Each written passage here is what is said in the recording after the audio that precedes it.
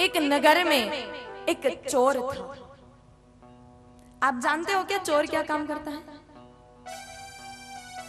क्या काम करता है? थोड़ा जोर से बोले। वागड़ के लोग बड़े होशियार है, सब पता है।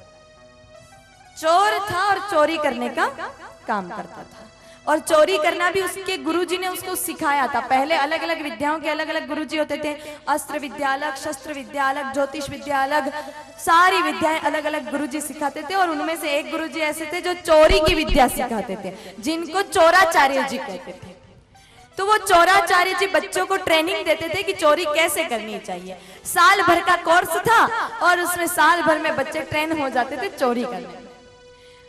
तो बहुत सारे बच्चे वहां पर कोर्स करने के लिए गए। साल भर में चोराचार्य जी ने बच्चों को ट्रेन कर दिया कि कैसे चोरी करनी चाहिए, कैसे दीवार लांघनी चाहिए, किस तरह से दरवाजा तोड़ना चाहिए, किस तरह से तिजोरी तोड़नी चाहिए, अगर कोई पकड़ ले तो फिर क्या करना चाहिए, चोट लग जाए तो क्या औषधि लगानी चाहिए। चोराचार्य जी ने कंप्लीट ट्रेनिंग दे दी थी।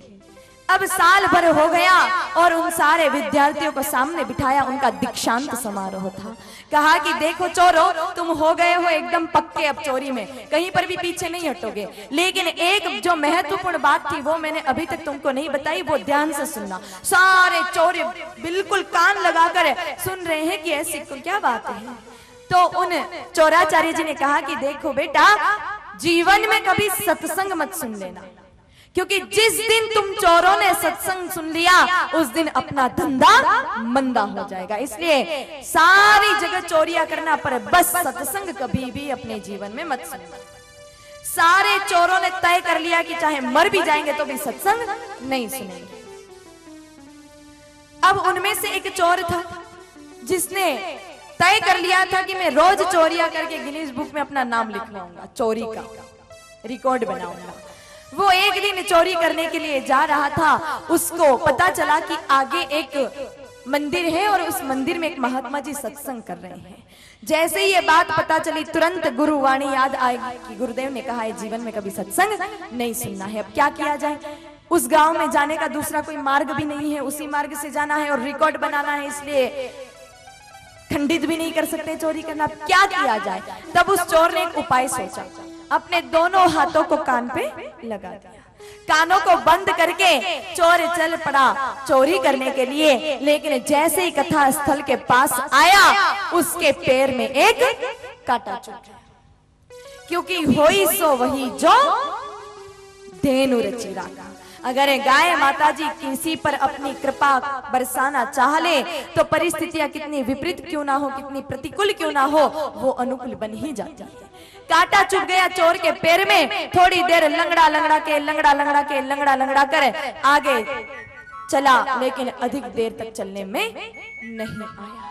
आखिरकार चोर ने अपना एक हाथ हटाया, कांटे को बाहर निकाला, और जैसे ही हाथ हटा उसी समय महात्मा जी के सत्संग के कुछ शब्द उस चोर के कान में पड़ गए। महात्मा जी कह रहे थे, करुणा करो, दया करो, करुणा करो, दया करो, करुणा करो, दया करो।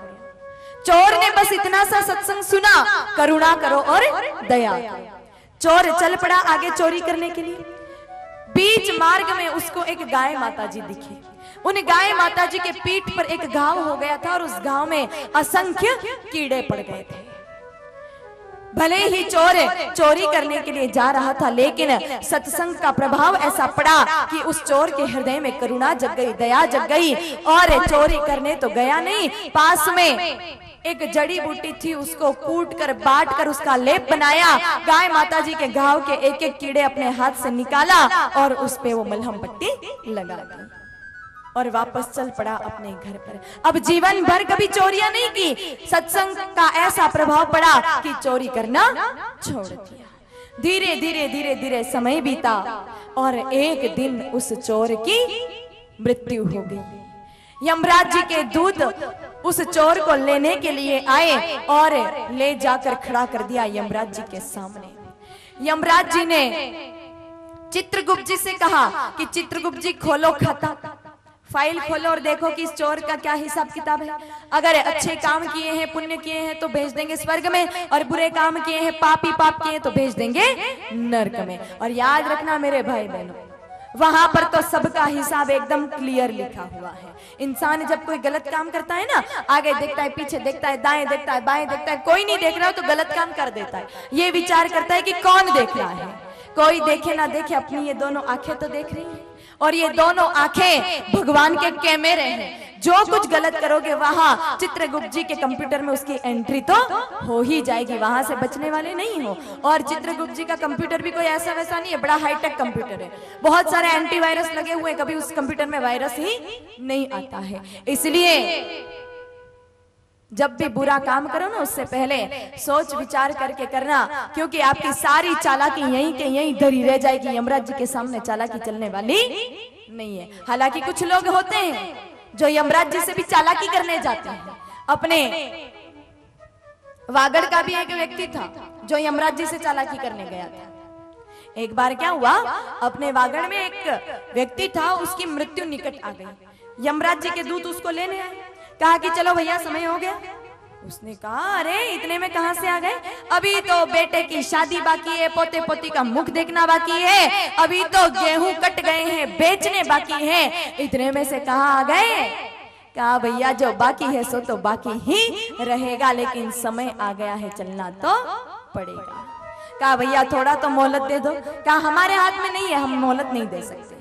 अब यमराज जी के दूत एक सूची बनाकर लाए थे, लिस्ट बनाकर लाए थे, उसमें उन सारे लोगों को नाम लिखा था जिनको उस दिन ले जाना है। सबसे ऊपर उस वागड़ के व्यक्ति का नाम था। सबसे पहले यमराज जी के दूत उसके पास आए, कहा ठीक है भैया मोहलत मत दो, कोई बात नहीं, लेकिन एक काम तो कर सकते हो। कहा क्या। देखो तुम्हें आज के दिन में इन सारे लोगों को ले जाना है। कहा कि हाँ, तो एक काम करो, नीचे से लोगों को लाना शुरू करो, जब तक मेरे पास आओगे तब तक मैं अपना बचा काम निपटा दूंगा। कहा नहीं भैया ऐसा भी नहीं हो सकता, जिसका नाम सबसे ऊपर लिखा है उसी क्रम में हमको ले जाना पड़ेगा, ऐसे नीचे से शुरू नहीं कर सकते। कहा भैया कुछ भी नहीं हो सकता। कहा बिल्कुल नहीं हो सकता। ठीक है नहीं हो सकता तो मैं चलने के लिए तैयार हूं, लेकिन भैया देखो तुम लोग आए हो यमलोक से धरती लोक पर, इतना लंबा सफर तय किया तो थकान तो आ गई होगी ना। कहा भैया ये तो रोज का काम है, हमारे दो चार को तो रोज लेने आते हैं, अब आदत पड़ गई है। कहा भैया फिर भी थकान तो आती, एक काम करते हैं, जाना तो है ही, थोड़ी छाछ मैं तुमको पिला दूं, छाछ पीकर फिर आराम से जाएंगे।